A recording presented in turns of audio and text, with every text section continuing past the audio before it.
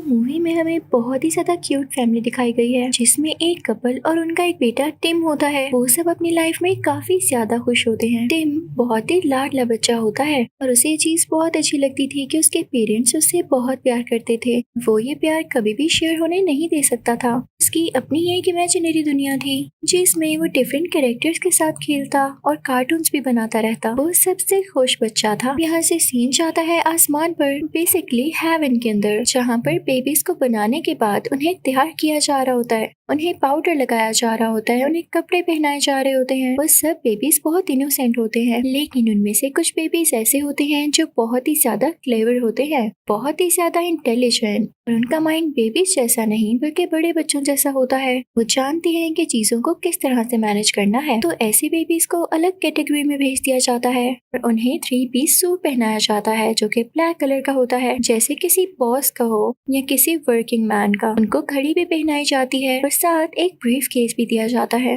और इन सब बेबीज की एक टीम बनती है जो कि बाकी बेबीज के कामों को मैनेज किया करेगी, ऑफिस भी जाया करेगी। है ना इंटरेस्टिंग। तो अब आते हैं हम मूवी की मेन स्टोरी की तरफ। अब हम देखते हैं कि टिम का एक छोटा भाई आने वाला होता है जिसके लिए उसके पेरेंट्स तो काफी खुश होते हैं। अब टिम अपने घर के बाहर खड़ा होता है तो वो देखता है कि उसका बेबी ब्रदर एक टैक्सी से उतरा है। उसने 3 पीस सूट पहना हुआ है और वो बड़ों की तरह चल रहा है। वो अंदर जाता है तो देखता है कि उसके पेरेंट्स ने उसके बेबी ब्रदर को गोद में उठाया हुआ है, उसको छोटा सा बेबी समझते हुए ही। वो टिम को बताते हैं कि ये तुम्हारा छोटा भाई है और हमारे साथ ही रहेगा। कितना क्यूट है ना ये। लेकिन सच पूछें तो टिम को वो बिल्कुल क्यूट नहीं लग रहा होता, क्योंकि उस बेबी ने आते ही सबको अपने पीछे जो लगा लिया था। पूरे घर में अब उसी की आवाज आती रहती। मामा पापा ने टिम को छोड़ के उस बेबी को टेंशन देना शुरू कर दी, जिससे टिम काफी सैड हो गया। टिम इस बात से काफी उदास हो जाता है कि उसके मामा पापा अब उसे स्टोरी तक नहीं सुनाते और उसे अकेला सोना पड़ता है। उसे अपने छोटे भाई पे काफी गुस्सा आता है, लेकिन वो उसे इग्नोर करता है। एक दिन जब सारे सो रहे होते हैं तो टिम को ऐसी आवाज आती है जैसे किसी का फोन रिंग हो रहा हो। टिम जाकर देखता है तो उसे पता चलता है कि फोन पर उसका छोटा भाई बात कर रहा है। उसकी एज के बच्चे तो ठीक से बोल भी नहीं पाते, पर इसका भाई बात कैसे कर रहा था। टिम को यहाँ पर डाउट होता है कि हो ना हो ये नॉर्मल बेबी तो नहीं है। इसकी ड्रेसिंग भी ऐसे है जैसे कोई बॉस बेबी हो। टिम उसके पास जाता है और कहता है तुम कौन हो, कहाँ से आए हो, तुमने मेरे घर में मेरी जगह ले ली है। तो बॉस बेबी कहता है अरे बच्चे, ये तुम्हारे बस की बात नहीं समझना। मैं यहाँ पर एक सीक्रेट मिशन पर आया हूँ। ये लो कुछ पैसे रखो और अपना मुंह बंद रखना। बॉस बेबी टिम की तरफ कुछ पैसे उछालता है और टिम हैरान रह जाता है कि आखिर आया कहाँ से और ये किस मिशन की बात कर रहा है। टिम फौरन से उस बॉस बेबी के पास जाता है और कहता है कि मैं तुम्हारी रियलिटी मामा पापा को बता कर रहूंगा, तुम एक नॉर्मल बेबी नहीं हो। तो बॉस बेबी कहता है हाँ हाँ जाओ, उनको पता है कि मैं तुम्हें तंग करता हूँ और तुम मुझसे चिढ़ते हो, वो तुम्हारी बात पर यकीन क्यों करेंगे। वो तो यही समझेंगे कि तुम मुझसे जेलस होकर कह रहे हो, और जो भी कर लो वो प्यार तो मुझसे करेंगे। टिम को बहुत गुस्सा आता है और वो कहता है तुम बहुत बुरे हो, मैं एक दिन ये सीक्रेट सबको बताऊंगा। लेकिन बात तो बॉस बेबी की वाकई ठीक थी कि टिम की ऐसी बात पर उसके पेरेंट्स यकीन कैसे करते। तो इस सब के लिए टिम को कुछ प्रूफ इकट्ठे करने थे, इसलिए वो उस जगह एक माइक छुपा देता है जहाँ पर बॉस बेबी होता था। साथ ही साथ स्पाई क्लासेस भी बनाता है। अब वो नोट करता है कि बॉस बेबी एक मीटिंग रखता है जिसमें वो बाकी बेबीज को बुलाता है। बाकी सारे समझ रहे होते हैं कि बेबीज अब इसमें खेल रहे हैं, लेकिन उनको क्या पता था कि ये कहानी ही कोई और है। अब ये बात बॉस बेबी को भी पता चल जाती है कि उसका भाई उसकी आवाज रिकॉर्ड करने की कोशिश कर रहा है। तो वो वहाँ से हटकर दूसरी जगह पर आ जाता है और बाकी बेबीज से कहता है शोर मचाओ ताकि मेरा भाई कुछ सुन न सके। अब बेबीज ऐसा ही करने लगते हैं तो टिम को ठीक से आवाज नहीं आ पाती। बॉस बेबी अपनी मीटिंग शुरू करता है जिसमें वो बाकी बेबीज को प्रोजेक्टर के थ्रू स्लाइड्स चलाकर बता रहा होता है कि ये देखें, ये हैं डॉग्स यानी पपीज, इन्होंने हमारी जगह ले ली है। इंसान अब इनको ज्यादा प्यार करते हैं जबकि उनको बेबीज को प्यार करना चाहिए। हमें ये चीज रोकनी होगी कि पेरेंट्स किसी भी डॉग या पपी को घर में लेकर आए, बल्कि उन्हें बेबीज को टाइम देना चाहिए। बॉस बेबी बताता है कि एक पपी कंपनी है, हमें उसको जाकर रोकना होगा। अब ये सारी बातें टिम एक वीडियो रिकॉर्डर में रिकॉर्ड कर लेता है। जब उसकी टेप तैयार होती है तो टिम काफी खुश होता है और खुशी खुशी जाकर अपने पेरेंट्स को दिखाने वाला होता है, लेकिन सारे बेबीज उसे रोक लेते हैं। भागते भागते वो सब ग्राउंड में पहुंच जाते हैं। टिम आगे आगे होता है, उसके हाथ में वो टेप होती है। उसके पीछे सारे बेबीज होते हैं जिन्हें देखकर टिम के पेरेंट्स काफी खुश हो रहे होते हैं कि चलो शुक्र है हमारे बच्चे आपस में खेल रहे हैं। टेप का पीछा करते करते बॉस बेबी गिरने लगता है, लेकिन उससे पहले ही वो टेप गिर जाती है और वो टूट जाती है। यानी अब टिम उस बॉस बेबी के अगेंस्ट कोई प्रूफ नहीं दे सकता था। तभी वहाँ पर टिम के पेरेंट्स आते हैं, वो बेबी को उठा लेते हैं और इस वजह से टिम को काफी डांट पड़ती है कि तुम्हें जरा ख्याल नहीं कि तुम्हारा बेबी ब्रदर कितना छोटा है, तुम उसका ख्याल तक नहीं रखते हो बल्कि उससे लड़ते रहते हो। ये आइंदा के बाद तुम बाहर खेलने नहीं जाओगे। और यहाँ पर बॉस बेबी काफी मासूम बन जाता है। अब टिम अपने रूम में ही रहने लगा था। उसको ऐसे लगता था जैसे वो किसी जेल में कैद है और वहाँ पर वो बस अपने दिन काट रहा है। वो काफी अकेला फील करता था। फिर से वो अपनी इमेजिनेशन में एक टॉय से बातें करने लगता है। भी वहाँ पर वो बॉस बेबी आ जाता है। वो टिम की ट्रेन पर बैठकर पूरे रूम में घूमने लगता है और टिम से कहता है, यार मुझे तुम्हारे लिए काफी बुरा लग रहा है, लेकिन देखो अगर तुम मुझे तंग न करते तो ये भी ना होता। तो टिम कहता है, मुझे समझ नहीं आ रही तुम कौन हो। तो बॉस बेबी कहता है, समझना चाहते हो तुम, तो आओ मैं तुम्हें इस जगह ले चलता हूँ जहाँ से मैं आया हूँ। वो दोनों खुद को इनविजिबल करते हैं क्योंकि वो लोग वहाँ पर पहुँच चुके होते हैं और ये लोग नहीं चाहते थे कि कोई इनको एक साथ देखे, वरना बॉस बेबी को डांट पड़ती। बॉस बेबी बताता है कि ये यहाँ की मैनेजमेंट है और ये सारे बेबीज नॉर्मल नहीं बल्कि बहुत ही ज्यादा इंटेलिजेंट और क्लेवर हैं। तो टिम कहता है कि अच्छा इनमें तुम्हारा काम क्या है। तो बॉस बेबी कहता है कि मुझे दुनिया पर इसलिए भेजा गया ताकि मैं ये पता लगा सकूं कि डॉग्स में ऐसी क्या बात है जो फैमिलीज बेबीज की जगह उन्हें प्यार करती हैं, और अगर मैंने डॉग्स को रिप्लेस कर दिया तो मुझे प्रमोशन मिलेगी, मुझे मेरा पर्सनल ऑफिस मिलेगा जो कि बहुत बड़ा है। वो उसे एक फोटो गैलरी में ले आता है जहाँ पर बाकी बेबीज की पिक्चर्स लगी होती हैं। तो बॉस बेबी उनको बताता है कि इनको भी प्रमोशन मिली,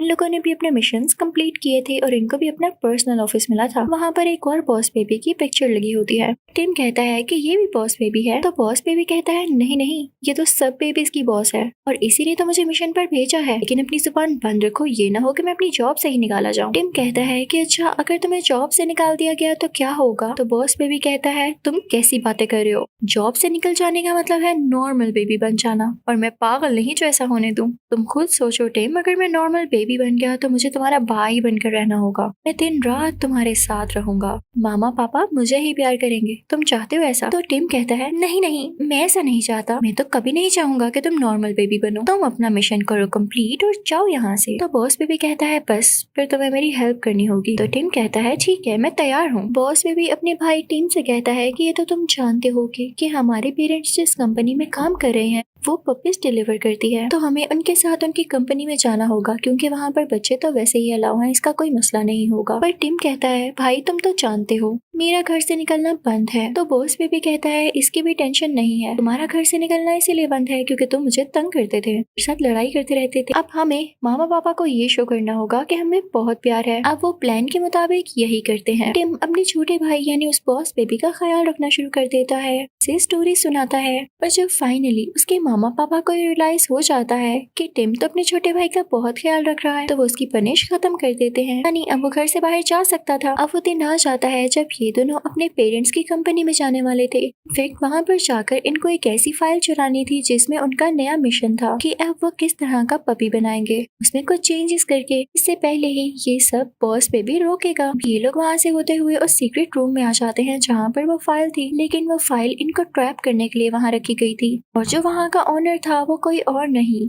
बल्कि बॉस बेबी का वही आइडियल बेबी था जिस जैसा बॉस बेबी बनना चाहता था। वो अब बूढ़ा हो चुका था।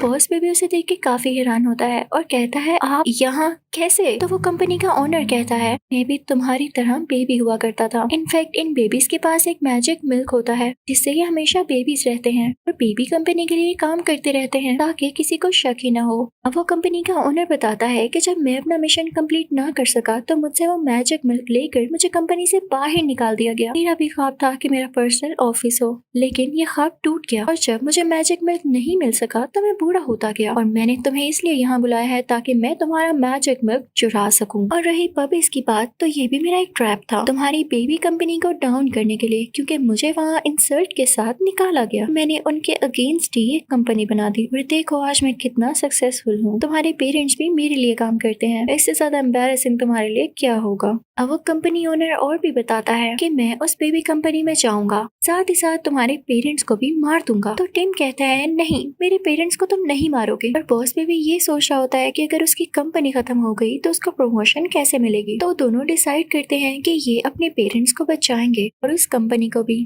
ताकि बॉस बेबी वापस जा सके। ये लोग यहाँ से चले जाते हैं, लेकिन इन पर नजर रखने के लिए उस कंपनी ओनर ने अपने भाई को फीमेल ड्रेसिंग देकर बेबी सीटर बनाकर इनके पास भेज दिया था। लेकिन ये लोग उस पर नकली वॉमिटिंग करते हैं। उसको धोखा देके बाकी बेबीज की हेल्प के साथ वहाँ से बाहर निकल आते हैं। लेकिन अब देर हो रही थी, क्योंकि इनके पेरेंट्स वहाँ पर जा रहे थे जहाँ पर कंपनी का ओनर उन्हें भेजकर मारना चाहता था। अब टिम और उसका छोटा भाई साइकिल पर एयरपोर्ट तक जाने की कोशिश करते हैं और बाकी बेबीज उस फेक बेबी सीटर को कंट्रोल कर रहे होते हैं। जैसे ये लोग एयरपोर्ट पहुँचते हैं और अपने पेरेंट्स को आवाज देने वाले होते हैं, तभी वो कंपनी ओनर इन्हें देख लेता है और इनके पेरेंट्स को पुश करते हुए जल्दी से एयरप्लेन में बिठा देता है। टिम काफी इमोशनल और सैड हो जाता है और अपने छोटे भाई पर गुस्सा करके कहता है कि सब तुम्हारी गलती है। तुम्हें किसने कहा था कि हमारी लाइफ में आके हमारी लाइफ खराब करो। काश तुम ना आते और आज मेरे पेरेंट्स जिंदा होते। अब वो कंपनी ओनर उनको ले गया और उनको मार देगा। मैं कैसे बचाऊं उनको। वो अपने छोटे भाई यानी बॉस बेबी से नाराज हो जाता है और कुछ टाइम गुजरने के बाद बॉस बेबी उसे मनाता है और कहता है कि हम मिलके वहाँ पर जाएंगे और मामा पापा को बचाएंगे। और वो दोनों मिलके एयरप्लेन के बाहर जाते हैं और सब लोगों की नजरों से बचते हुए प्लेन के अंदर आ जाते हैं और वहाँ पर कहते हैं कि हम कैप्टन के बेबीज हैं। अब वो लोग फाइनली उस जगह पर पहुंच जाते हैं जहाँ पर उस पपी कंपनी का इवेंट हो रहा था और वहाँ पर आज एक ऐसा पपी लॉन्च होने वाला था जो कि बहुत ही ज्यादा क्यूट होने वाला था। कंपनी का ओनर उस पपी को दिखाता है। वो व्हाइट कलर का बहुत ही क्यूट पपी होता है और जैसे ही सारे लोग उसको देखते हैं तो अपने बेबीज को छोड़ के उस पपी के पास आ जाते हैं और यही तो वो कंपनी ओनर चाहता था। इसे बेच टिम के पेरेंट्स टिम को और उसके छोटे भाई को यानी अपने छोटे बेबी को देख लेते हैं।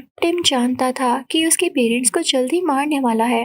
ये लोग वहाँ पर पहुंच जाते हैं जहाँ पर एक रॉकेट लॉन्च होने वाला था और उसमें कई ज्यादा पपीज थे। तो ये लोग सोचते हैं कि हम इन पपीज की हेल्प से अपने पेरेंट्स को बचाएंगे, क्योंकि उधर ही एक हार्ट शेप बॉक्स में उसके पेरेंट्स होते हैं और उनको उस कंपनी ओनर ने बंद किया था। अब टिम जल्दी से उस रॉकेट का दरवाजा खोल देता है और सारे पपीज बाहर निकल आते हैं। अब वो बॉक्स उन पपीज के ऊपर आ चुका था। वहाँ पर वो कंपनी ओनर उस मैजिकल दूध के अंदर गिर जाता है और वो अब एक छोटा बच्चा बन चुका था। उसका भाई उसे उठा लेता है और अब बॉस बेबी का मिशन कंप्लीट हो चुका था। उसने उस रॉकेट को रोक लिया था जिसमें पपीज जाने वाले थे, इसलिए वो बहुत खुश होता है और टिम से कहता है कि अब मैं वापस जाऊंगा, देखना मुझे प्रमोशन भी मिल जाएगी। टिम भी काफी खुश होता है कि अब उसका भाई यहाँ से जा रहा है और सारा का सारा प्यार उसे मिलेगा। अब जाने से पहले वो सब थोड़ा सा सैड होते हैं। अब बॉस बेबी उन सबको, अपने छोटे छोटे फ्रेंड्स को और अपने भाई को गुड बाय कह के वहाँ से चला जाता है और उसके जाते ही कुछ छोटे छोटे रोबोट्स आते हैं जो कि उसके पेरेंट्स की मेमोरी इरेज करने लगते हैं कि आपके घर में कभी कोई बेबी आया ही नहीं था।